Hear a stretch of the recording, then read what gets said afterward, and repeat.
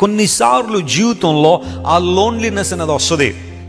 ఆ టైంలో మనం ఆలోచన చేస్తాం, ఆ ఆలోచనలు మన చాలా భయంకరమైన పరిస్థితుల్లో తీసుకెళ్ళిపోతూ ఉంటాయి. నా భవిష్యత్తు ఏంటి, అసలు నా పాస్ట్ లైఫ్ ఏంటి, నా ప్రెజెంట్ ఏంటి, నా గత జీవితం నా భవిష్యత్తు మీద ప్రభావం చూపిస్తే ఏంటి అన్న ఆలోచనలు కొన్నిసార్లు వస్తూ ఉంటే, ఎగ్జాక్ట్గా అదే సమయంలో చీకటిలో ఉన్నాడు, ఒంటరితనంలో ఉన్నాడు, భయంలో ఉన్నాడు, ప్రాణభయం వెంటాడుతూ ఉంది, క్రూరమృగాలు వస్తాయన్న భయం, ఇలాంటి మిక్స్డ్ ఫీలింగ్స్లో ఉన్న యాకోబు ఆ రాయిని తీసుకుని తలగడగా చేసుకుని పడుకుంటే, ఆ రాత్రి వేళ దేవుడు యాకోబును దర్శించాడు. దేవుడు నామమున స్తోత్రం కలుగును గాక. అతడు చూస్తూ ఉంటే ఒక నిచ్చెన వేయబడింది.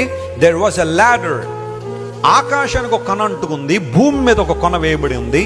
దేవుని దూతలు ఎక్కుచూ దిగుచూ ఉంటే ఆ నిచ్చెన పైన దేవుడు మాట్లాడుతున్నాడు ఆనాడు యాకోబుతో, యాకోబు నువ్వు పడమర వైపున వ్యాపిస్తావు, తూర్పు వైపున వ్యాపిస్తావు, ఉత్తరం వైపున వ్యాపిస్తావు, దక్షిణం వైపున వ్యాపిస్తావు అని దేవుడు మాట్లాడుతుంటే యాకోబు అని అనుకుంటాడు, ప్రభువా ఈ రాత్రి గడిస్తే చాలు అని అనుకుంటే నేను ఈ రోజు ఎలా గడుస్తుందని ఆలోచన చేస్తూ ఉంటే, నువ్వేంటి ప్రభువా పడమర అంటావు, తూర్పు అంటావు, ఉత్తరం దక్షిణ అంటావు, 4 దిశలో చూస్తుంటే భయం తప్ప ఏమి లేదు నా జీవితంలో.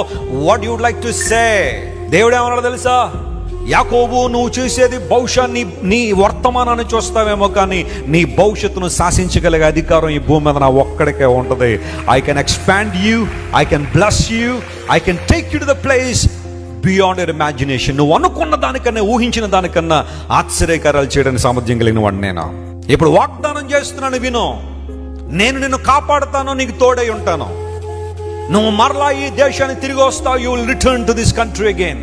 అంతవరకు నేను నీతో ఏమైతే చెప్పానో, ఏ వాగ్దానాలు ఇచ్చానో వాటిని తప్పనిసరిగా నెరవేరుస్తానని దేవుడు వాగ్దానం చేశాడు.